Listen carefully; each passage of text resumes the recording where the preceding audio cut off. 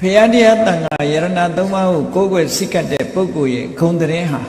အရက်ထဲကလူတွေသိချင်မှသိမယ်သို့သောနတ်တွေကသိကြတယ်တဲ့ပြမာတွေကသိကြတယ်ဒီလိုဆိုလို့ပဲနတ်ပြမာတွေရဲ့ဂုံသတင်းနတ်ပြမာတွေအတွင်းမှာဂုံသတင်းကြီးတယ်ဘာဖြစ်လို့ဂုံသတင်းကြီးတယ်လဲလို့ဆိုလို့ရှိရင်မြတ်စွာဘုရားဟောတဲ့သုတ်တန်တစ်ခုမှာဆိုရင်စတုမာရိနတ်ဘုံဆိုတာလူပြည်နဲ့ဆက်ဆက်နေတာဝရိန္ဒနတ်ပြည်ကလည်းလူဘုံနဲ့ဆက်ဆက်လူဘုံနဲ့ဆက်ဆက်နေတော့လူပြ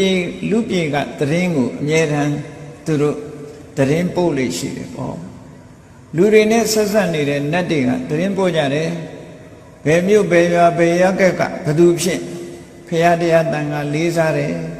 အဗ္ဗဓမ္မကိုချင်းသီလနဲ့ပြည့်စုံတယ်လို့ဆိုတဲ့သတင်းဟာ